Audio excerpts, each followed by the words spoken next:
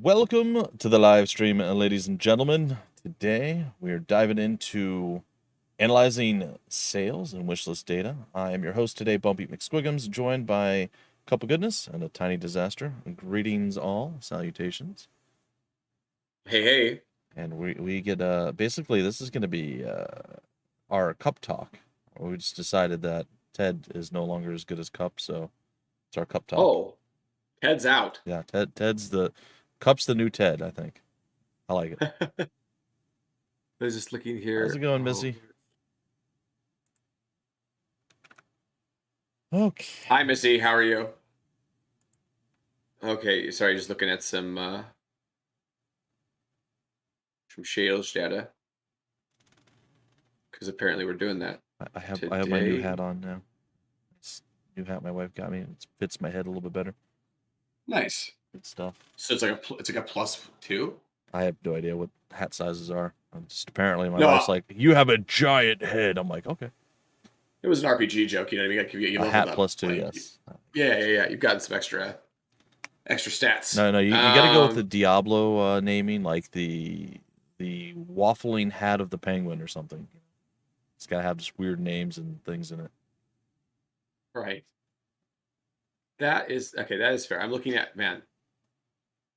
I'm just all the data. This talk is allowing me to just take a look at. It just has me whipping some graphs up on Steam. So if there's a Steam dev, you can go into your backend. Oddly, it's different than Steamworks. You have to log into a different interface. That's kind of Steamworks adjacent, but it's not the same thing. And it's the same login. So this is a few of the kind of wonky things about Steam and the backend especially is that you're like, why would I have to, and you have to log in essentially, I think 3 minimum, maybe 4 different ways if you go to say Steamworks versus Steam itself versus the revenue area versus Steam's community areas can sometimes have you sign in at an individual time. So it's very unfortunate that those are a little bit more connected and just have one, account like kind of like go ranging across the top. Right. But it's not super bad. It's just kind of like, why do I have to log in? That's all. Once you get your auto logins all figured out, it's not a big deal. But anyway, so the revenue's up. I'm looking at the first 207 days of 2022 because that's apparently from January 1st to yesterday or today or something. That seems like a very specific number of days. It is, right? It is, and it's because it's from today back to January 1st, or in reverse. And I'm looking at the sales graph and for all of Vertigo's sales so it's basically like so almost like a midterm. Can you do a per game one as well, but also 100%. per company? Okay. Yeah, 100%. Yeah, you can get into the individual titles. Of course, we know you can get to individual titles for wish lists and all that kind of stuff. So just like wish lists and all that stuff, you can do that with sales as well. Or you can see your total wish lists across all your products in one graph for one situation if you prefer that. So you can get a macro look or a micro look with a studio like Vertigo. We have 3 current releases that are majorly moving commercially. We have, I think 5 to 6 other releases out on Steam as well that are either free to play or just like, low selling premium titles from before the CookServe era. And so that from there you kind of have that macro look at those titles, and then you can of course individually look at it and say, hey, how's CookServe Delicious 3 our current breadwinner doing, right? Like how's CSD 2 and 1 still pulling their own weight for games that have been out for talking 5, 6, and then 9, 10 years. How are those games doing? So it helps to be able to obviously go into the micro and look at those individual numbers. But just like for the purposes of what we're doing today, I just brought that up because I was like, yay, why don't I bring up the revenue data and see what's going on there? And what sticks out to me? Well, what sticks out is that there's one big massive spike, and it's the daily deal that we did in April, the 12th. For you, that was the same. Yeah. CookServe. That was the same day that we announced CookServe Forever on the coming soon Steam and released its coming soon Steam page and accrued a bunch of wish list there. So massive win. It's such a big spike compared to anything else, and we didn't do bad or anything in the winter or summer sales because you can see a little bit of winter sale data coming Gotcha. off of the beginning of January, right Like before it first drops back down. 9 days or something in January. Right, 5 to 9 days. I can't remember, but it's usually somewhere in that. It's about a week, and then we see little boosts here and there from like I think custom deals. Get my camera here fixed. I like how I move Kelly into my. It's like sorry Kelly, throw you in a cup spot, bring you back.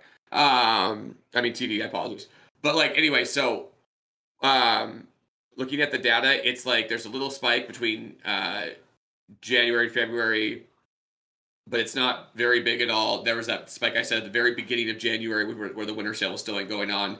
Then basically like almost flatlining, but not the base wasn't bad. It's just that the spike was good. The spike was really, really good. So it looks the baseline looks very low.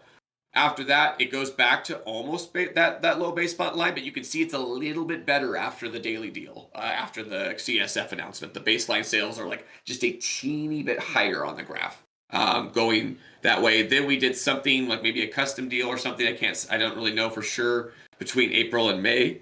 It looks like early May we had a custom bump, and then again in early June, I think we did a custom sale combined with our future of play announcement with Bumpy streamed on the store page as well. And that got us a nice, I would say like it's competing with like, there's like 2 or 3 bumps that are competing with each other for second place here. And it's like not even close. Like first place is just incredibly high. And then second, third, and fourth and fifth places are like kind of like, we're bigger than nothing, so that's where we're at right now. We exist too. Yeah. And you finish with a nice little bump on the summer sale. And then it kind of trails back down to about a baseline right now where we're in the doldrums of summer. Full price, almost. I think that maybe I think this is the sale. Yeah, the sale's over at this point. I think Bumpy. I'm not for sure, but I think it is. Yep. It ended last week, I believe. Yeah. So right now, the doldrums of summer are occurring. Like not a lot of people are buying games. This is an annual occurrence. Something we're pretty. It's right after the summer sale, right? Especially true, right? I think that there's a lack of discounts, and B, a lot of people have spent money. Like a lot of people have already spent their reserves, and so a lot of these discounts that you're doing post, like we saw, like when we did it. So here's an interesting take on it. We did anecdote on the situation. We just did like a slap-on sale on the end of the summer sale. So essentially, we were on sale for 14 days during the summer sale, or thereabouts. I can't remember the exact number, something like that. It was about 2 weeks. And then you have the ability to do a custom deal right on the edge of it, right? So like you're connecting this custom sale right on the edge of the end of the summer sale. And so I continued. My decision was it was basically like this use it or lose it situation with the way the sale scheduler works and limitations. We'll talk about this in a second here, but we'll just kind of put that to the side for a second. So I put a sale up for the exact same summer sale discounts because obviously we wouldn't want to change the discounts. That's duplicitous and is not a smart move. Customers don't like that, right? But essentially, you had 2 additional weeks after the summer sale to get the discounts on the CSD games and the other games that we had on sale. This was better than nothing because if we didn't have our games on sale, they would have sold kaput. They would not have sold anything, like nothing. Like they would have sold very, very, very, very low. So instead, they sold okay, but not as good as like say like a normal custom sale that we would see in February or March or October or something like that. Not in around November. The big 4. Yeah, and just like seasons where people are a little bit more engaged with their stuff. School is in session. These are important kind of like considerations and stuff. Like if school's in session, generally more people are playing games. I know that sounds weird. Yeah, it does. But people get kind of locked into the inside of the interior, the home life, so to speak. I think summertime we see these are just posits and kind of but we make up like reasons for it because we see it in the data, right? We see that during July and August sales suck. I mean, and you really don't want to release a game during July and August post summer sale, like as Bumpy was pointing out. You might be able to get away with something. And Bumpy and I were even talking, and Bumpy recommended, hey, next time, what if we preamble the summer sale instead of have it come after? If it lines up, and you'll get into the sale like separation split that they've changed because that's recent. Yeah, let's do that now. The almighty cooldown, right? Like period. And this is true for any platform you work with. I believe that is legitimate. This includes Switch, Xbox and PlayStation don't work quite the same, but PlayStation does have a cooldown period, and Xbox you kind of have to just request to be thought of to be included in sales, and then they start including you in those sales if they kind of remember you, or you're hopefully being the squeaky wheel, that gets the grease, so to speak. Yeah, I mean, like I said, I think I've said this before, and it's no offense to anybody, but it's a business thing. But indies to platform holders, like big platform holders and big platform holders back to indies, could be kind of an abusive relationship. Like, and you kind of have to take that abuse sometimes on the indie side to make things work and make big things happen for your company. So you take what you get, anyway, essentially. Yeah, and that's with with Xbox. I mean, obviously, pointing to, you can always plead your case, right? Like, you're like, great, we're seeing great revenue on PC right now on Steam. Sales are really boosting it. We think that we'd be a great fit for this next sale that you guys have coming up. Like, sometimes they'll give you a promotional list, in advance. Steam does this now, and Switch does this now, and PlayStation to some extent does it. They do like a little bit in advance. They basically give you a heads up that, hey, we have these kind of theme sales coming up, and you should submit for them if you can, if you have the prerequisites met for those sales. Because some of them are like simulation sale or roguelike or what have you. Space. Lots of themes can be, obviously, a variety of different things. So you don't want to fudge it too much. You want to be a legitimate contender in that theme or genre. You don't want to just be like, oh yeah, we are kind of, really stretch it, this kind of thing. Don't do that too much. You'll get your chance. There'll be sales for you. Like, try to give everybody their turn and stuff. But yeah, so what we see a lot of times with like Switch in particular and Steam is their cooldown periods. And why I say Switch and Steam in particular is that because those are the top two of the big four for our revenue, if that makes sense. Like, if there's the big four in terms of the three consoles plus Steam, then Steam and Switch for Vertigo are like the top two. And by a considerable margin. And sometimes Switch competes with Steam in a way that is surprising and really? Joyful. Yes. Huh. We recently, I think I mentioned this before, we recently added a CSD 2 and 3 bundle package for Switch. Okay. And that was like a fresh release for the Switch. And suddenly we were getting a lot more sales on discounting that bundle. And CSD 2 and 3 individual also keeping up like they have been, but the new IP, or the new, not IP, but the new product drop essentially of the CSD 2.3 bundle on Switch was this really kind of revelationary thing kind of a revelation for us in 2022 for Switch revenue. So that's been nice. I don't think we fudged anything, but it's just like, oh, look at that. Look at that. Like, because people do want bundles. They want bundle packages. Switch has recently sort of allowed those to come through. So we took advantage of that. Now the question is how, like with Steam and Switch, as we talked about, top two revenues, TD and Bumpy. How do we get the most out of those two platforms? Like, and the answer is like to be on sale as much as possible in this current climate. Like, because there's two reasons why, unfortunately. The baseline sales of most indies are not enough to sustain like a company, maybe an individual, depending on the situation and depending on what the goals are of the individual.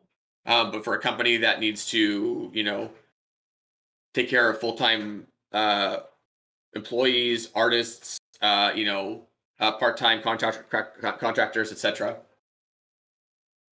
Usually that's not going to be enough on the baseline for like 95% of indies. Is that fair? I think that's fair. I think like 5% of indies, probably maybe even less than that, are making enough revenue without putting their game on sale, essentially, that they don't have to really consider sales too much. And so if you're one of those games, or when you're in that kind of situation, you're in the catbird seat, so to speak, that's great. But that's just not most people. That's not like going to be like the high percentage of situations. Instead, you're going to be wanting to put your game on sale. This is something that we've talked about before, right?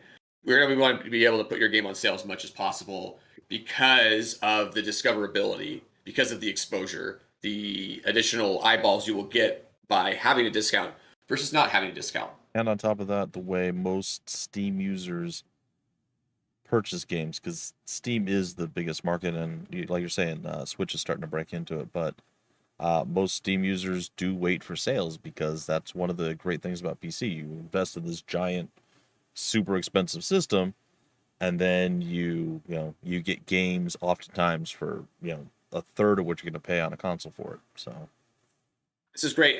This is a great for part of the discussion. Say you're analyzing your sales data and your baseline is just kicking butt. You caught a wave. People want to just rush to your game and buy it right now. Doesn't matter that it's $30 and there's no discount on it. Then that's great. Analyze that in a way that suggests that you don't need to jump into massive sales or discounts right away. Watch the data.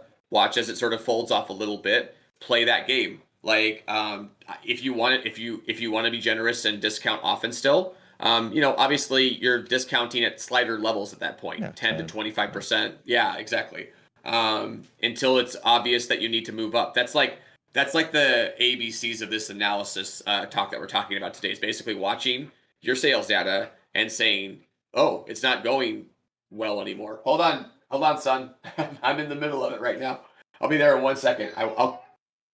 Okay, I got to get my son water. Apparently, the rigors of being a father in the middle of summer vacation. But before I just hop off for a minute, I'll leave you all with this. Yeah, like sales data is in a situation where obviously you're watching how your sales go comparably to how much you're discounting and what the baseline is doing, right? So if the baseline is strong and it's supporting your company, then there's less emphasis on this, hot and heavy, fast and furious discounting scheduling that I'm so into. We see this with our products in the early going, right? Like, okay, great. Like in the first few months, they do really well, but after a while, it's just hard to stay that flavor, of the month or longer than a month, and eventually things drop off, and you have to find a way to kind of stay in the limelight. And so that's what we think about when we are trying to stay as active as possible with sales. We're not trying to hit people in the face with like a frying pan or a sledgehammer, like we're on sale, we're on sale, we're on sale. Like we don't try to emphasize it even too much on social media anymore, unless we feel like it's a meaningful occasion to bring it up. If it's a standard little custom, we let Steam do the work. We let the Steam store page stream stuff do the work for the people that are coming to see the store page stream, that are coming to see the store page and such. We don't need to promote it necessarily outside of that during certain customs like post summer sale, that kind of stuff. But big things like like the daily deal, that kind of stuff. It was a much bigger thing that we wanted to bring a lot of attention to, and we saw big revenue and big wish lists on both sides of it. So anyway, I'll be back in one. No problem. I'd like to see him go to water his son by just grabbing a water balloon, like here, spraying it on him. You want water? Just chug it out. So on the streaming side of things, do you find that Summer responds similarly in terms of viewers and engagement and all that? Summer Sale is unfortunately, well, again, he said it actually had a fairly larger spike than the stuff around it. Like the Future of Play Direct that we were part of did okay, but it was less than the Summer Sale, and of course the post Summer Sale thing didn't do as well either. But generally speaking, indie games as a whole tend to get drowned out and kind of suffocated by literally like 85% of the Steam catalog being on sale. So visibility. I meant more for you as like your own channel and you streaming of like, is there as much opportunity for growth during the summer? It depends. It really is tied around game releases. So I think leading into this stage, there's usually a lot of game releases, and then it tends to slow down and kind of die off. I feel like second half of July and August, because of it could be chicken and egg situation, right? But because there's no major releases post middle of kind of late July or like late June, getting into like mid to late July and August, there's usually not too many mark your calendar kind of releases. I think a lot of devs and publishers and stuff just kind of avoid those months. For me though. Yeah, I mean, yeah, it's not that, and it's not. I'm not saying that a lot of games don't release during that time. The indie waterfall continues no matter what, right? Like it will continue no matter what. People will see gaps, like say, "Oh, look, there's nobody releasing right now that's major. Yeah. This is my opportunity." Like, and that's not necessarily the wrong attitude to have, but it is important to note that the difference between users in terms of like this, like the numbers, the sheer numbers of people that might see your game, like pre and during summer sale versus post summer sale, is kind of staggering. It's like, oh my gosh, there's such an exodus after the summer sale, and then people kind of work back into it by about fall. By about fall, like about September, October, the coffers are filled again. People are tired of playing outside. It's getting colder. Yeah, not just that. That's when all the stuff starts to move. Like November, December is insane. So people are trying to get all their games before the big boys come to crush everyone. Right.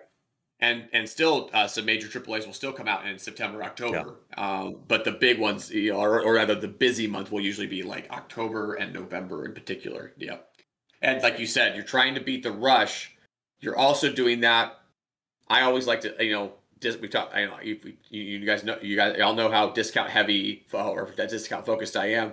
I don't like releasing too late in the year because you cut yourself out of certain opportunities with the discounts and the exposure sales. I don't like people when I was full time with Indie Brothers, we'd get into this situation often. You're releasing too close to the sun in terms of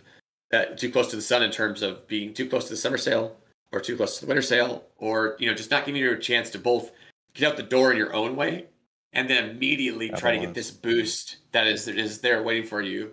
Like instead, you're going to cut yourself off from that, and you're going to be kind of throwing a custom out after everybody has sort of gotten their fill, and you're not going to see much out of that most of the time. Like it's just can it happen in different ways? Sure, but like again, what's most likely to happen? What have we seen? What's our experience? Right? Like that's kind of what we talk about a lot of times, and that seems to be the case. So there's a weird, I don't know, like a weird kind of almost roller coaster where everybody kind of tries to fit in, and then there's lulls and dips. So like you're coming off the winter sale, the holiday sale, whatever it is, into January. So it's usually a little bit deadish in January, and then February, March, April, a million things come out all at once. Everybody crams into that little window. Even big AAA and big AA's and all that stuff. They all kind of release games at that point too. Not all of their games, but a lot of them will release in that window. Then you have the summer sale, and then you have the lull again. Yeah, responding to that based on our sales data and our understanding of how things work, at least partially based on that, we put CSD3's early access at the last day of January, I believe, or maybe 2 days before the end of January. Right. As Bumpy pointed out, you don't want to be too early after the post Christmas push, obviously holidays, suspending, and then of course gift cards. But by you're not trying to release new games during that time. You're trying to just get whatever current commercial releases that you have, getting the most out of those as you head into mid-January. And then mid-January, that's when you can kind of start making some moves in terms of maybe making some noise announcements. And then late January, like I said, was a nice little opportunity for CSD3 because it was before everything else came out, but it was not too early in the process of getting out of that January kind of doldrums. I was basically in my head, I was like, it's basically February, everybody. Yeah. Just forget that it was January, When is the Lunar New Year? Because that's another one that's kind of... It is one of the big four, but it's the smallest of the big four, I guess. It's an interesting choice by them to make it a big four over the Halloween sale. Yeah, I think it's an either or to me. They both do about the same, so I'm not surprised that they did it necessarily. It's just kind of weird that they did it over the Halloween sale. But I think because it's just February. It's actually early February. February, okay. Yeah, typically early February is Lunar New Year. I think the dates obviously change based on the calendar. But I know that's basically like I like to think of it as the second chance winter sale. So for both for customers and for devs who maybe didn't discount correctly, maybe didn't get involved in that original winter sale because they released too close to the sun, so to speak. And those I think that's the Lunar is great because like the other three that we've talked about, the summer, the winter, and the autumn, they're basically freebies to participate in. They don't count towards the sale cooldown. the almighty cooldown that days that you need to know that we've basically brushed against a couple of times, but we haven't really dove in. So let's do that now. So cooldown for Steam is 28 days. It used to be something different, like 40 or something like that. Now I'm blanking on the exact total. I thought it was 6 weeks. Is that 28 days? 6 weeks. 6 weeks. That's 36. Yeah. 36. Okay. So 6 weeks was about. I think that is correct. That's now. Right. But it was before. Oh. But it was 6 weeks before. But it wasn't connected to so many different sales, right? So a lot of the sales that we were involved in didn't qualify for those cooldown periods, so to speak, if that makes sense. Therefore, you could participate in them and not worry about, hey, I'm going to get in a situation where I can't participate in another custom deal like I want to soon enough or something like along those lines. Steam felt that developers like, I don't know, yours truly was abusing this process a little bit in terms of getting a lot of days out of the calendar and stuff like that. I don't know. I'm not saying anything in terms of my guilt on that front. I feel like I was just using the system as well as I could, and that was the system in place. However, it does seem like somebody at Valve or some people eventually were like, I think that some of these guys get to go on sale too much during the calendar year. And it's true. I mean, I don't know the total days, but I think we were on sale more than we weren't last year. If that makes sense. Like, I mean, like in a way that we were probably on sale for 180, maybe 200 days total out of 365 days, which again, like in a game where you're competing against everybody, trying to get visibility, I don't feel particularly bad about. Like, I also feel that, like, we talked about how baseline sales only go to a certain go so well, and you need to be on sale to move those units and stuff. So that's what we were doing, but now they've changed it now. So now they say instead there's a 28-day cooldown, which is the gotcha. You're like, 28-day cooldown, that's better than 36. But they're like, wait. But the stipulation is now that it's tied to any sale that is not the big four that we just talked about. That includes daily deals. That includes those sort of random one-off fun sales that we are involved in with, like Kit Fox, or with, quick Kit Fox days, or, sci-fi sale that comes up out of nowhere, or, PC gamers, like up, or top games of this year or something like that. Just different stuff that comes up. All those sales now are tied to the cooldown. So it's much more restricting, and you have to be, I say, like much more nimble in terms of your ability to say, okay, what do we do if we get 2 offers around the same time? Which one? You have to really kind of now analyze and say which one's better. Is there a way to make both work? And if not, make the right decision in terms of which one to go with. And then just now it's kind of getting used to that and getting used to the fact that you're like, wait a second, we still have the summer sale, the autumn sale, the winter sale, and the Lunar New Year sale that can basically be thrown out there without any concern to the rest of the cooldown. And so I'm adjusting it to it. I had an adjustment period. I was upset. Now I'm not so upset anymore. I'm getting used to it. Things are working out. And that's cool. Switch, almost infuriatingly, they don't work together in terms of, this is true for most of the platforms. Steam is ubiquitously just from Seattle.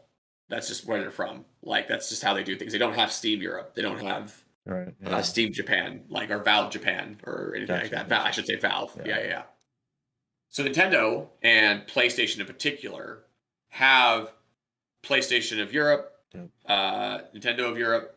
They have, PlayStation of Japan, and that kind of stuff. So we're connected to the English regions right now. So we do PlayStation of Europe and PlayStation of America. Yeah.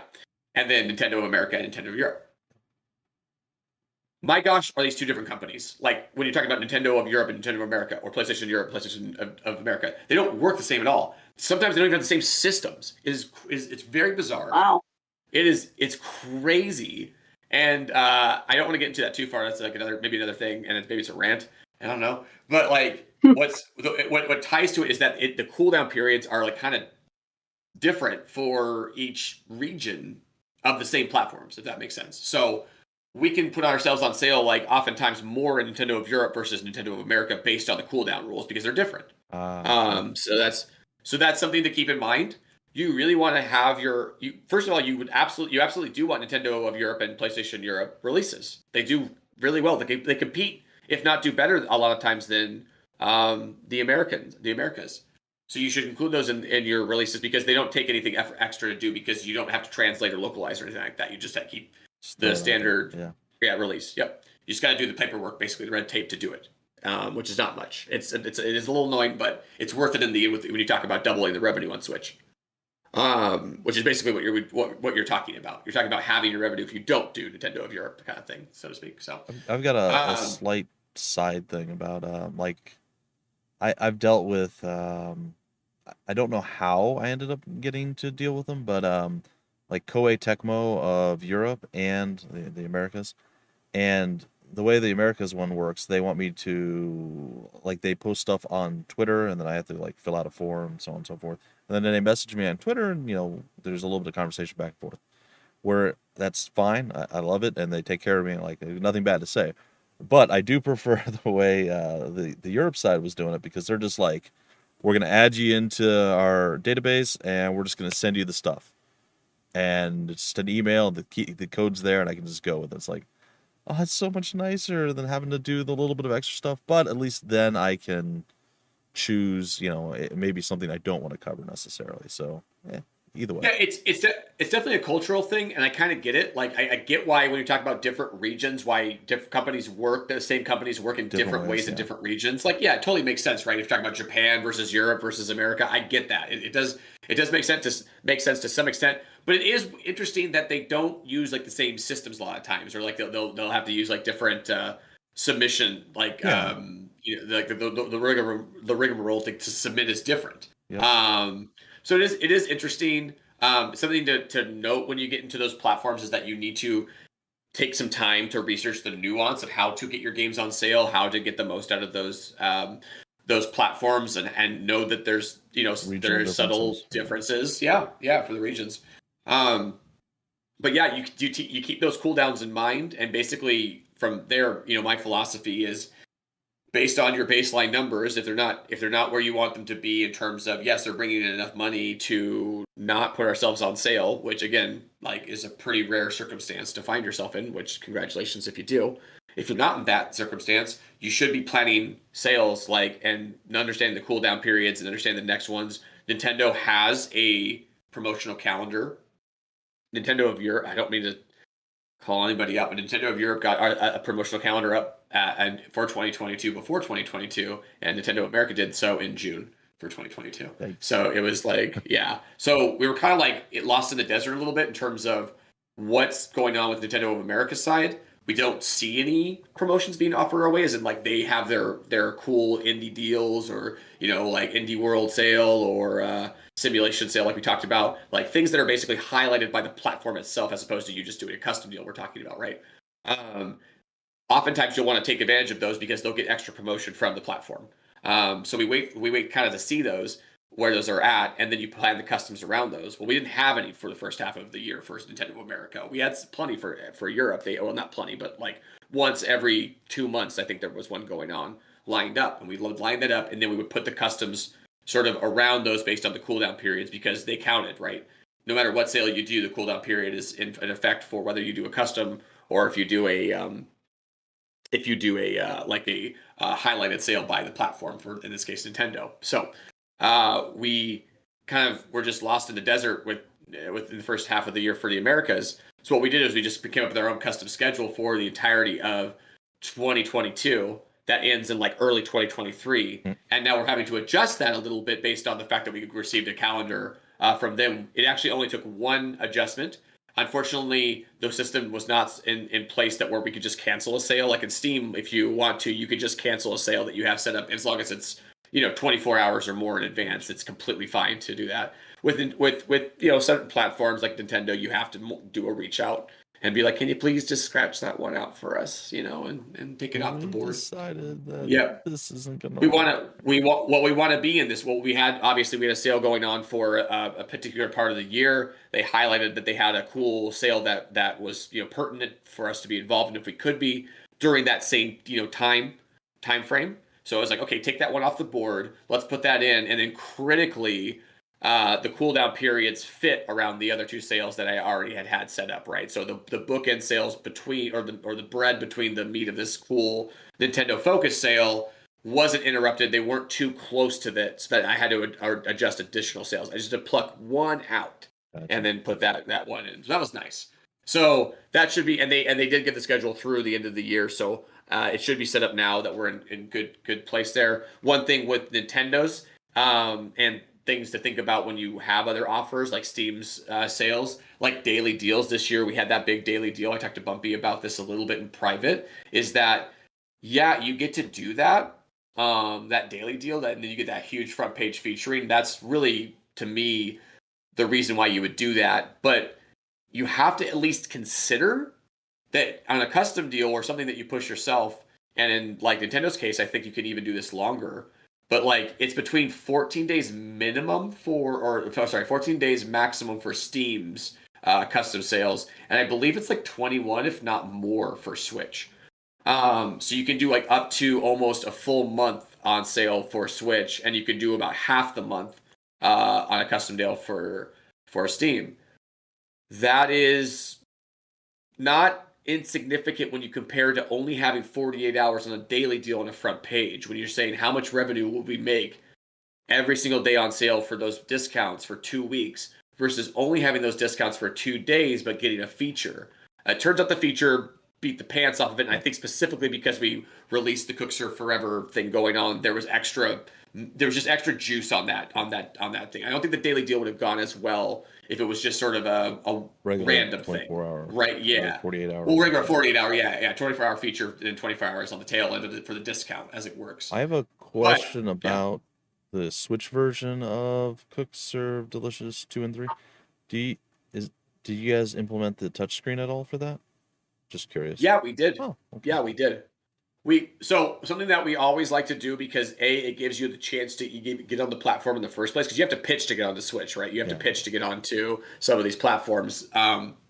Give them a deck, submit, and hopefully have them say, "Oh wow, yeah, definitely. That sounds. You guys look completely legit. Looks like fun. You guys maybe have some hype behind you. If you have a pitch deck, you obviously put the stat, any kind of Steam data you have to kind of pump you up. So the more features you can use from the system, the more likely you are to get on it. 100%. Every time you pitch to Sony, every time you pitch to Nintendo, Microsoft, you should be thinking about their, this is another, discussion or maybe side discussion and stuff like that. Focusing on their platforms and what they're like emphasizing about their platforms. This is Steam too, actually. Like this is really any platform you work with, Epic, whatever. Like what are they excited about, and can you, include that in your design or your, marketing emphasis or whatever it may be. Without faking it, like make it a legitimate thing. And if you can, adding the touchscreen kind of stuff, adding other kind of like controls, maybe PS5 has certain things that you can do with the control. Yep, absolutely. That kind of stuff will get the attention of the people who are developer relations folks that are trying to advocate for your game. Ultimately, they're there. Your goal is to give them the fodder to go to the higher ups, so to speak, and get the check mark on it. If they're excited about what you're providing based on like some of the, both just the game being really solid and you're saying, hey, we're going to have specifics. This is going to be like a really PlayStation specific version or something like that because of A, B, and C. Gotcha. That gets that platform holder excited. And not just because they're going to let you, they might not just let you in the door at that point. You might be seeing additional promotional opportunities because of that as well. Yeah, because not a lot of games utilize, I know from PlayStation 5 standpoint, utilize like the haptic feedback with the trigger buttons, for instance. That's a really cool thing. The few times I've experienced it, is it like freaks you out. You're like, what is happening? And it's awesome. But almost no games use that. So yeah, you're right. That would definitely be something where they'd be like, yes, use our hardware. So a new one that's out, the Steam Deck has a ton of different abilities to do just weird things with the controls that are fascinating. That really make me think that Valve is on top of their game, not just beyond just that they have a $1 billion store thing going on, which they do. It's that it's that these like actually holding a Steam Deck is it's much different than the Switch. It's very fine tuned, but it feels with sturdy. Its controls. I feel like the Switch is very cheap feeling to me. It's always felt that way for me. You'll like the Steam Deck, but it is a brick. It is. I mean, like it's like you're like what? Like this is a sub sandwich. Yeah, like this is like not even this is the full sub sandwich, like All right. so to speak. So So I know one of the things that we were going to talk about, I don't know if we were going to use specific numbers or whatnot, but we've yeah, talked about a lot of kind of best practices with sales and so on and so forth. But I feel like we haven't dove into like what are we looking for from the sales and wish list? Like what are good numbers? I know that's going to be dependent on the game and so forth, so on and so forth, but we really haven't gotten into any of those. Like what are the goals that we're trying to reach with, say, Yeah, a so you game know that's if upcoming? things are going well. Yeah. So you're hitting those milestones, those thresholds that you're on track to maybe get front page featuring when your game releases. sure, yeah. Okay, so yeah, this is going to the coming soon department, so to speak, or upcoming, as opposed to being out. We've talked about what do you do when you have your sales data, so to speak, as in the sales itself. But we haven't talked about too much about the idea of what happens, pre release, which is you're not getting sales at that time most of the time unless you have a pre purchase, which you might, and you get an opportunity to do that because your game's really popular. Go for it. That's a great thing to I do. don't It's a know great that way I've to ever start. seen that. Do you have an example of a game that you know that did the pre? Because like it's always Steam's pretty rare. It's a special thing if you see it on Steam. I don't think okay. even come up with anything off the top of my head. For indies, it is super Yeah. duper rare, but you will see it at times. Like I think GTA 5, that kind of Borderlands, that kind of stuff. You'll Okay. see them have the ability to buy that ahead of time. Preload has always been a thing, right? Preload, Like yeah. that they like to do so that you can download the game ahead of time. So day one, I don't know how much they do it nowadays. Again, I don't. I know that Valve doesn't want everybody to think that they can do it, so they really are they hold it close, Yeah, and they because really usually only you let get like the planned release date, and then you can add it to your wish list, and then once it's released, you can buy it. And the only exception would be early access and you for guys have the seen the sales majority of it. data. Yeah, the sales data, the hype for Stray. Stray is a great example of a team that probably could have pushed for it, like if they wanted to, because they knew they had money in the bank, so to speak, because they had hundreds of thousands of wish lists, all this kind of stuff that Steam's going, yeah, that's gonna do really well. I hope it Like, does and well, but for me, for a reason, it's just like why is this so big? Like I see it's advertisements for it, I'm like, what? It just kind of blows my mind. But hey, like I hope they do well. I think that's great. it did really well in terms of launch numbers, and it's like it did way better on PC than anyone expected Oh because nobody thought the PC crowd yeah, was going to care about it versus the console crowd. So it's a surprising thing. PC audience is a little bit it checks the game a little bit because it's short. It's like, hey, whoa, you're a little short. And PC gamers are you typically into you got to give me a complete experience if it's not going to be a looping experience, or I could play it multiple we times. Something like whine that. a It's got to lot. be I, we do. I whine less than Um, most, but yes, we whine a lot. but it's true though. It's just you have to understand the differences, right? And I think that's something that that was the biggest thing they ran against. But it was that thing where it was like, yeah, people are complaining, but people still bought the game, so to speak. As in terms of people showed up, the wish list converted, so to speak, right? So let me bring up my note real Wow, quick on that. Let's see. forty-six You see what I'm thousand saying? seven hundred sixty-five overwhelmingly positive reviews on Steam, which means hundreds of thousands, if not bordering millions, Correct. of actual sales. Correct. Wow. Yeah, they're in the hundreds of thousands of sales at this How point did that easily on game get? PC. Did people just like cats that much? I don't know. Someone's working on the dog game right now, I and hope so. I mean, they're working on it. I mean, because that's going to go pretty big, I imagine, as well. But hey, And again, there's a lot of good on them, right? there's a Fox game that did mediocre actually. So there's different like games coming out that's like be this, be that, and stuff. Like you can see that are hitting certain levels of success. Stray had the backing, I believe, of either Nintendo or PlayStation. When they initially announced, they had that boost. It was almost like it was it's like a minor version. What was the one that we always talk about? No Man's Sky, which got too big of a boost from a platform holder, Uh, and then when it wasn't quite what it was supposed to be when it released, it got panned yeah. really bad, and then it recovered in a big way. But that was like an epic. It was like an epic novel, so to speak. In this case, it's like a micro version of that. Stray got this boost. It wasn't quite what people wanted in terms of length, but was still really well designed, great experience for what it was, and that's where we're at. And it sold really well. So that's kind of where we're at with Stray, which very very interesting title. But again, getting back, that's tangent, but getting back to what we were talking about, that's a game that you maybe could get away with pre-purchase. or talking to Valve and saying like, hey, can we get this game? People purchasing in advance, letting them download it in advance so that they can play it right when the game goes live on Steam, so to speak. So yeah. So going back to my notes, impressions, wish list, and follows on your Steam store page lead to sales. We've talked about this before in different occasions and different, kind of conversations. Impressions are as in people coming to your store page from, various ways through the internet, mostly on Steam, right? Like, but maybe off of Steam, even if they're Googling or they catch an article or a video, etc., or social media. Wish lists, of course, are wish lists. I think we all pretty much know what those are. Streamers as well, of course. Yep. Wish list, of course, like, someone is like committing to saying, I want to know when your game comes out because I want to, at that point, consider if I want to buy it or not. And then if I don't buy it, I'll keep you on the wish list most likely. And then when you go on sale above 20%, I get another reminder, so to speak, and just kind of go from there. So that's what wish lists are functionally in this case. And then follows are this kind of recent thing, this new thing that you can follow either a developer or a game itself. And if you get it to a certain number of follows based on some formulas that like the Game Discover co-newsletter is doing, you can kind of tell based on these follows how many wish lists, thereabouts, kind of like a rough estimate of their wish lists, and therefore sort of what we would call a loose but conservative estimate in terms of sales. Wish list to sales conversions are tricky. They're not an exact science.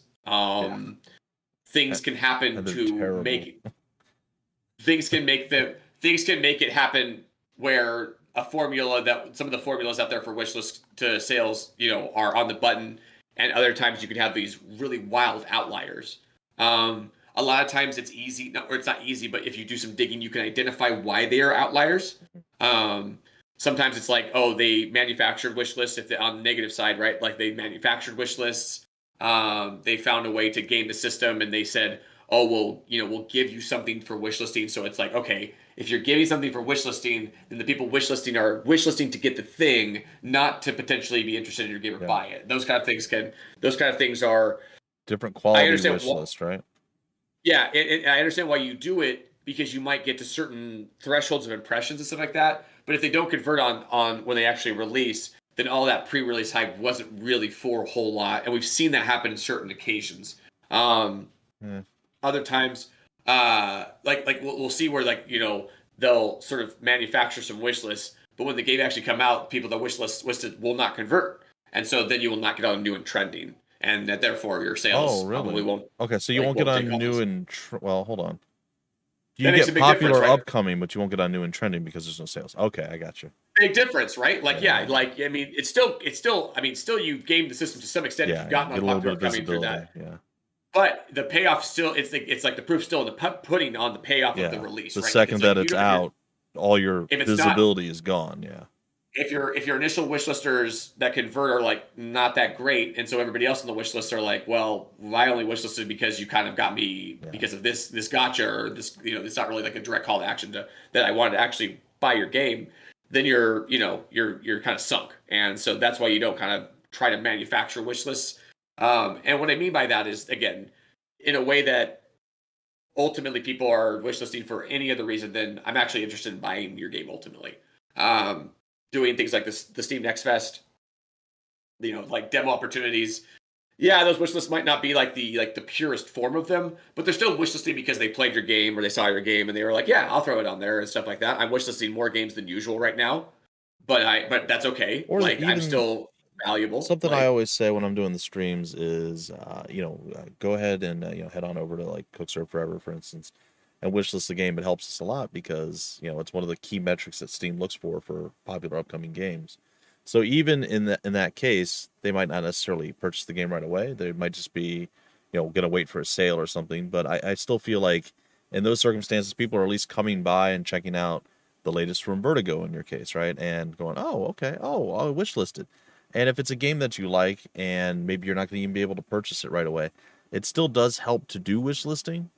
Just, again, ideally down the road, eventually, hopefully a sale comes from it, So there is some value to it regardless, but yeah, ultimately you want the sale. Yeah, it's fine tuning in terms of that, like, in terms of how you convert your wish lists. Like, that some of them are going to come through. A certain not majority percentage are going to come through the door at launch. And then how do you keep the others involved? And ultimately, and tragically, but it is what it is, a lot of the wish list won't convert in the end, and that's just how it's going to go. The good news is that more wish lists will come in. They don't just stop at launch. Yeah. They actually continue and may even surge in certain cases post-launch. So going back these to how are people additional opportunities, right? Yeah. Going back to how people work with Steam, right? They're looking for well, I'm not going to buy a game unless it's 25, 30, 50, 70% off, right? So sale might come way down the line, but it will probably eventually come. That's why the wish lists keep flowing in. And I wanted to differentiate one other thing that we were talking about a little bit earlier. The follow versus the wish list. Wish list will tell you, you said it's a 20% threshold is when it notifies you? Yeah, you have to be 20% or higher. Yeah. Yep. And the follow is any announcements, like events, stuff that you push out onto the store page. So like, hey, we have an upcoming live event, or we're going to be taking part in this sale, big update, any of that stuff. You'll get a notification of that, I believe, an email notification when you follow the game. So they're two different things, but they serve similar purposes. So if you're a really big fan of the game and you want to know next update that's coming out, all that stuff, do the follow. If you just want to know when it's going to go on sale, wish list it. Yeah, other things you can do to take advantage of that is like in the Steam the Steam client itself. If you have a game that's already out and people have purchased it, if you release news and updates through that, you can kind of notify folks of what's going on with maybe a connecting product or IP, sequel, etc. We use those pretty liberally. Obviously, working on the fourth version of a Cook Serve game. So we have 3 other games that we feel like are already there to support us in different ways. Those pages, right? And so we take advantage, and the people that have purchased those games. So we take advantage of that in clever ways. Obviously, not to be annoying or overburdening to people that are our fans or our customers, etc., or that people who own our game, but rather to make sure that they are aware of what we're doing, that they are reminded of what we're doing, and that we don't miss them if they want to be involved when it's time to come purchase time, etc. So let's go back to wishlist data. Yeah. Is there a magic number for how many you should have by the time you release or leading up to the time that you release, or is that still game dependent? Well, I think it is that there are some.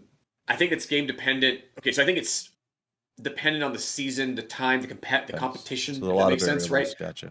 Right. Some variables at play, but I don't think it's like widely. It's like a wide variety of stuff like that. Like basically, if you can get to 20 to 30,000 wish lists at this point, I feel like you're in that.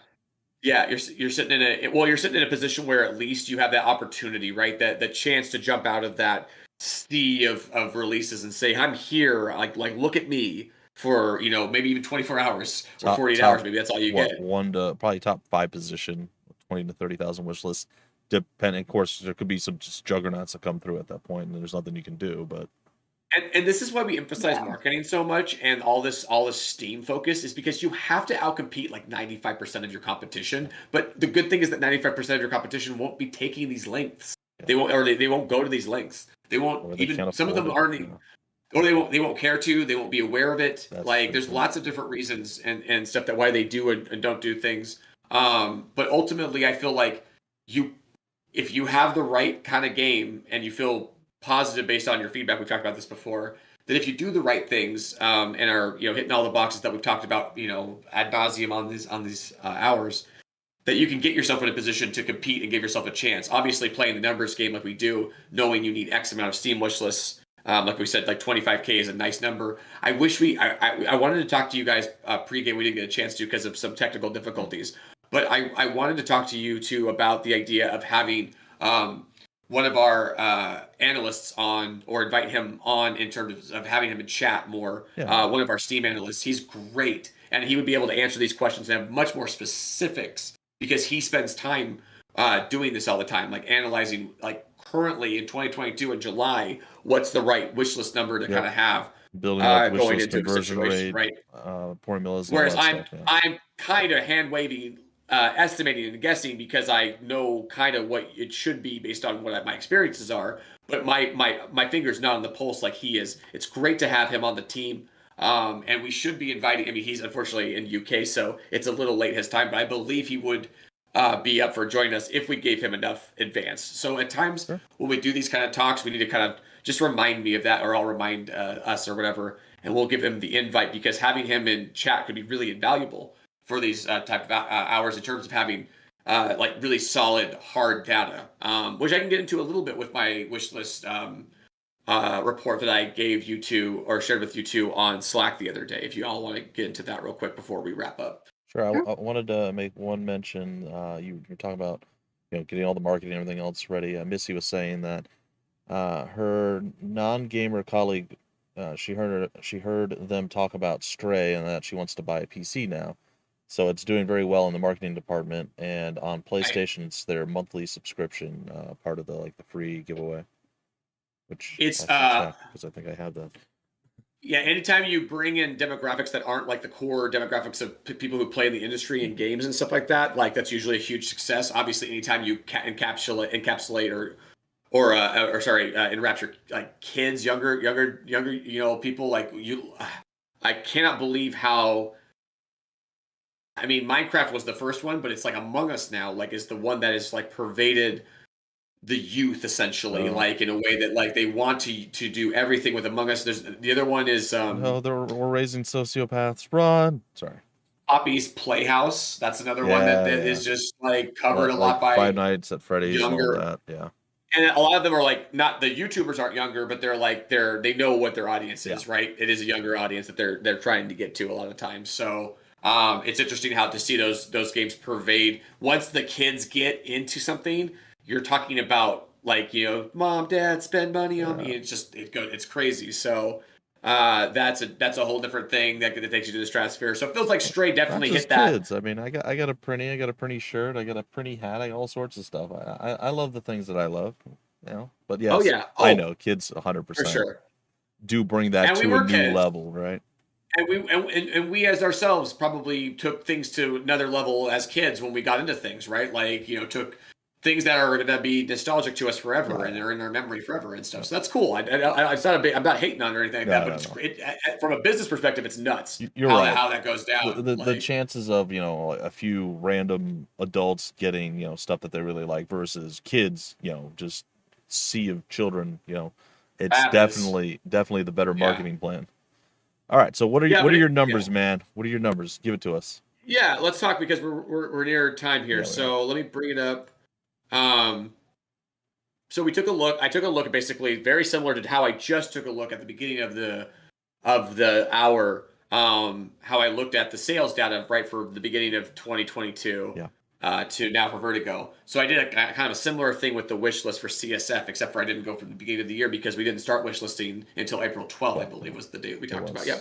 So I have April 12th. I have two graphs that I shared with you too that because I haven't talked to my team about it, I'm not going to share right now publicly on the stream. But we can still talk about them. I know that my team doesn't care about that kind of thing. They just maybe don't want me to full on post the raw data, so to speak, like that. So we have two graphs. The first one is the one with the initial spike from that daily deal / announcement of CSF, the trailer, all the bells and whistles we had, and obviously that was enormous, and it kind of dwarfs the rest of the graph for this year in terms of the rest of the spikes. Like there's still some notable spikes, but you'll see that the wish list baseline is very, very hard to tell if it's off of the ground. It's funny. Sorry. Yeah. I was only looking at the small. I didn't actually click on either one of them. I was just kind of like, okay. And then I looked. I'm like, oh, that's what he's talking about. That makes more sense. I'm like, what is that little bump? What is he talking about? I got it. Sorry. You have to go for the full look. Yeah, to see that initial graph on the left. Yeah, I didn't realize they cropped it. Has a spike for over 4,000 to start. So we got initially we had I think 8,000. I think we talked about how we had 8,000 wish lists by the end of week one, and I think 4,000 plus was on day one. So we saw. I think we got 4,000 on day one, and then we doubled it in week one, and then obviously you could see that how precipitous it is as everyone's like, we've forgotten about you. You're like, oh. But we had our run, and it was cool. We had a good run, and you could see basically 1, 2, 3, kind of nice little bumps after that in May, and then in 2 points in June, and we can credit that. I think the May one is a little bit harder to credit, but we had a couple things going on there, including a sale and a few. I think we released a couple of maybe some new infos and stuff with it, but we were also just having. I think a lot of that was based off of our push on Steam on CSD 1, 2, and 3 when we do our custom sales. We're really now starting to emphasize CSF on both our store pages and our store page streams that Bumpy runs. So now CSF, call to action to go wishlist CSF, is involved in a lot of the streams, or in all the streams that he's doing for CSD3, for example. You had a 2-week sale run from about May 13th to May 27th. I don't know what that was for, but I did a bunch. So there's something that happened. I need to identify it. I thought I identified it before, but I didn't include it in this report. So there is a smaller bump in May. If you look at the second graph, you can see how small it is compared to the June bumps, which are much more pronounced in the second graph. That takes away that big launch period, because that was skewing the graph really in a big way. So the second graph gives you a chance to see how well we did on the Future of Play event that we did, which is like that summer E3 event that, when there was that E3 week where everybody was having their virtual events going on. We had one that went on as well, and it did pretty well. It did about as well as I had hoped.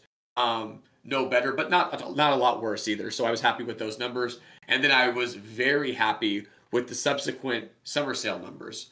That second bump is completely from the summer sale. And we're talking about a game that isn't out yet. So to me, that is really a point of, hold on here. That's a point of like pride for myself, for Bumpy, that we have succeeded in what we're trying to do with the call to actions by like dictating a lot of, not dictating, but like putting CSF in a position to get wishlisted when people are going, where people in mass are going to go buy CSD 3, 2, and 1. And that's basically what I think that second spike is in late June, is that we got a lot of people that were like, I'm going to go buy CSD 3, 2, or 1. And oh my gosh, there's this new game they're working on. And they saw that based on the store pages, but also because Bumpy is emphasizing it so cleanly and clearly now, with assets that he has gotten from our team, as well as just his own, from the mouth of babes, so to speak. Bumpy babes. Yeah, essentially with the stream, just to break it down, I run the trailers, like 6 trailers throughout the whole 2-hour stream. And then after each set, or before the final one, I also emphasize go wishlist this on Steam, so on and so forth. So there's like, and there's a banner running constantly at the bottom saying to wishlist. So there's like, at least at any given second that you're watching the stream, there is a call to action on screen all the time, plus multiple mentions audibly, and of course the trailers to bring everybody over to that. So these are all things that we kind of collaborated with, came up with, and works. Yeah, and in a really big way, because obviously the Steam Summer Sale brought a lot of people in, right? So that spike kind of makes sense, but it also reaffirms that there are a lot of people that still come in for the Summer Sale. And that the first 2 or 3 days in particular were really big for us. So really happy to see that. Was going to say something additional about it, but basically it's just really nice to see, because that's something that we've controlled, that we had some control over, right? That we were able to take advantage of. And I think it's bending the rules a little bit in a clever way that's not offensive to anybody. Like, nobody's mad about us doing that. Like, what I mean by bending the rules is that when you're supposed to stream on your store page, usually you're going to be explicitly showing off the game that the store page is related, the related store page game, which we totally understand, and I respect that. I totally respect that. But that doesn't mean that you can't not mention connecting products and IP, or just like leave them out entirely. Or in our case, I was like, hey, Bumpy, let's start to emphasize it. CSD3 has been out for almost 2 years. Like, it's time to start emphasizing the next thing, because CSD3 as a product is aging. It's not going to be the breadwinner for much longer anymore, and that is we understand that that's the process of our development. That's our company's development process. Is that we know we have to get products out at this point. And on top of that, there's a finite number of people who are going to purchase it no matter what. So a lot of them have already purchased it. So there's always going to be some diminishing sales and stuff. What's amazing is that we're in a period where you can never deny that there's more people that don't know about your game, and so that you should, even though it's been out for X amount of years, still try to pop it, still try to put it in a place where people can discover it. And that those some of, I think we talked about it. I don't know if I talked to you about this in private. No, I think I can't remember exactly, but there are some Steam games that are like 10 years old that do really bad. But there are some Steam games that are 10 years old that still do really, really pretty decent. And to your point about there's still people that haven't found your game or wanna maybe haven't seen it or heard about it. I think our biggest one is I can't remember what the name of that. I never get it right. Was it Indie something Boost? What was that? Indie Boost IO or the one that went away. It had to stop. Whatever that one was. Indie Game Boost and Indie.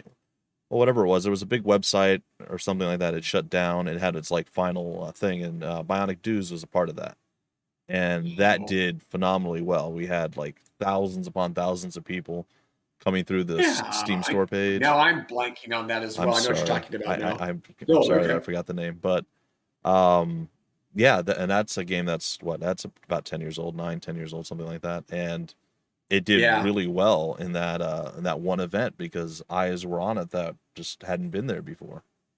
Yeah, it was a rare off Steam opportunity that you get sometimes on a PC game or a PC version, of your game and stuff, and if you take advantage of those when you get a chance to, because a lot of times they don't come around, or you think you might, we have something going with a non-Steam platform, and it's just kind of ends up, unfortunately, not doing a whole lot because it's just they're still on top by such a great margin. Well, that was still one of the Steam sales. That one was tied to. That was our first festival that we did. That's right. Now I remember and stuff. The when you said Indie Boost, you made me think of Chrono GG's Indie Daily, the thing that they were doing back in the day. So no worries there. Okay. To wrap up on the no worries, just to bring us back to the wishlist report. Essentially, we've about doubled our wish list since that initial week of 8,000. Right, we're a little bit over 16K now and stuff. So that is what I would call the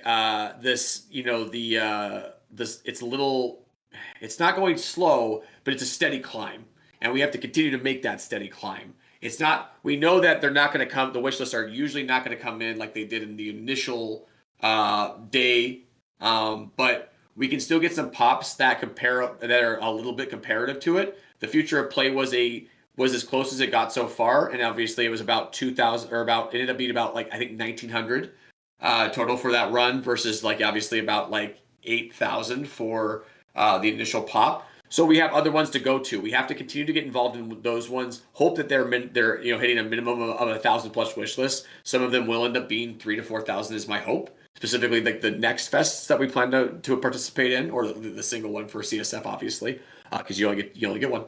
But like a Next Fest is a great opportunity if we have the demo in line, if we have our streams ready to go, we have our store page ready to go, and if you understand how Next Fests work, if you're pushing your wish list in a big way before, make a big announcements beforehand, and suddenly you're in the front page of that Next Fest, those wish lists are going to come in a big way, and that is going to be our endeavor when we get to that, or as we get to that point, as we get to those points, is to really make sure that we're continuing to hammer up.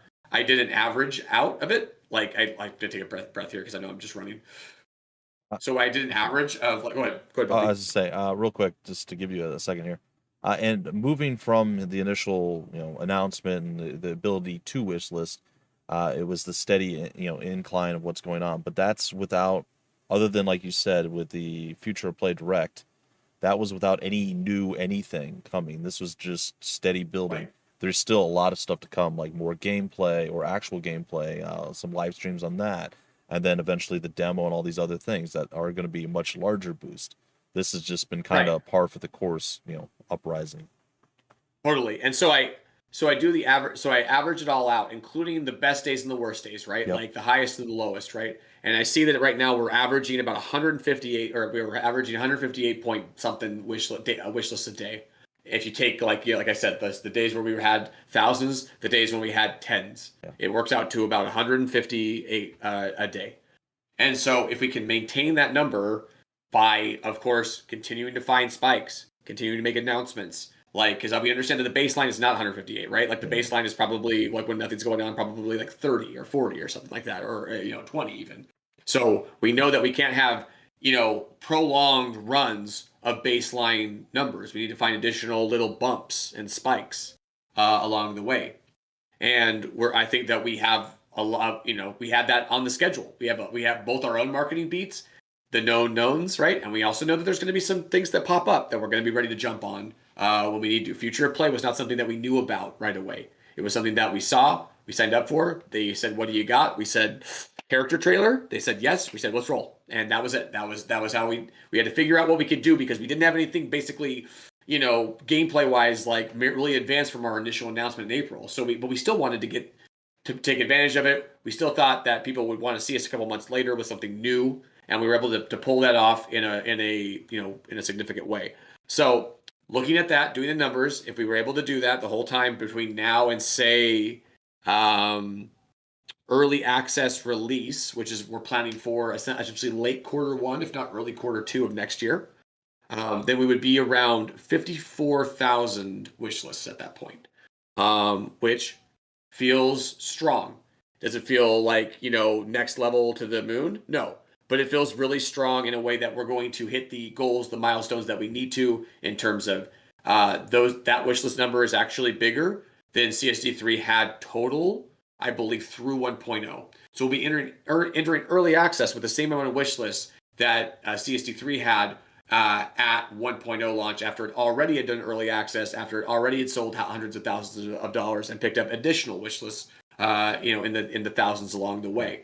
These are good signs. These are what we are expecting to see. We want CSF to do better than CSD3. This is what we're efforting to do. So everything is on track. It's not like we're like, oh my gosh, it's going way better than we expected. It's like it's going way better than the last time we did this, and we're wanting that to be the case. It needs to be, and it is so far. So it's in a good place. We need to keep doing our job, right? We need to make sure we keep spiking it, or at least getting those bumps along the way with our marketing beats, with our festivals, events, promotions, whatever we can get involved in, and continuing to just do that when we do custom sales, when nothing else is going on, what's in our control. We're going to do custom sales. We're going to push people that come to those sales, because that's going to get more impressions than just baseline.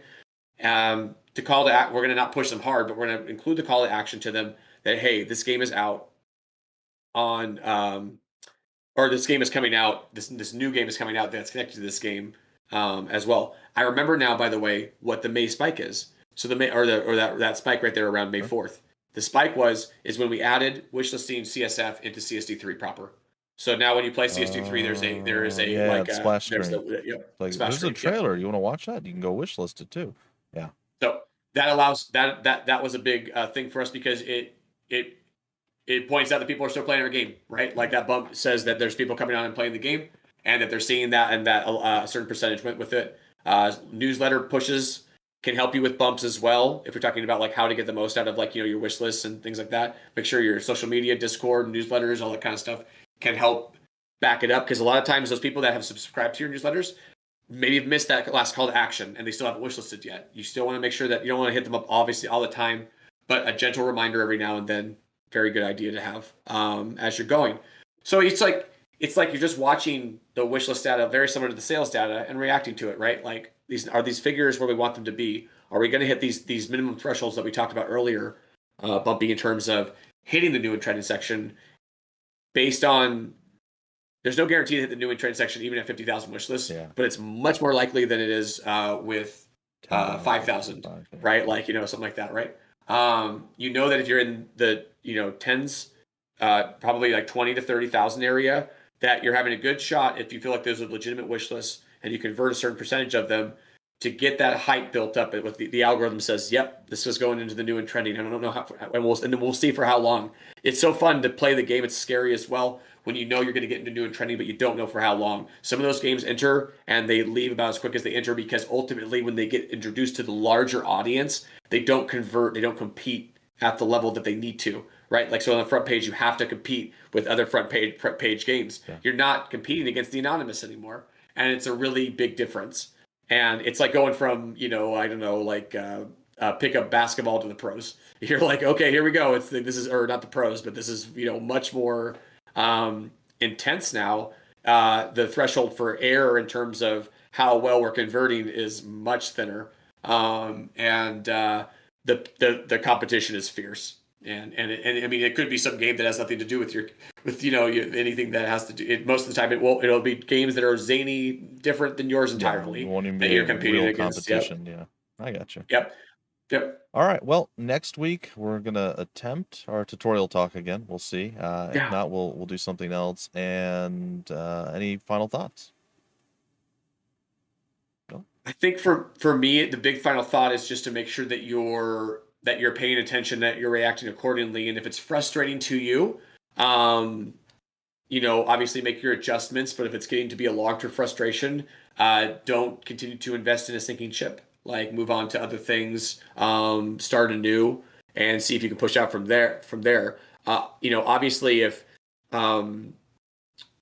Cook Serve Delicious, one of those Cook Serve Delicious games, did as, not to disparage, but did as poorly as some of the other Vertigo games that we have on there that are not Cook Serve Delicious games, we wouldn't be investing as much time into that game, right. Like in terms of how much time, effort, money, resources that we do now, that those games have established themselves as certain revenue earners. Like, we know that they're going to bring in a certain amount, so we continue to play with them. You play with toys that aren't broken, but once they break or they're not, working anymore, it's time to move on to new toys. Fair. That's fair. All right. Well, that'll do it. We'll let Cup rehydrate and turn back from, talked out prune man into something resembling a human next time. And we'll see you guys next week. Take care.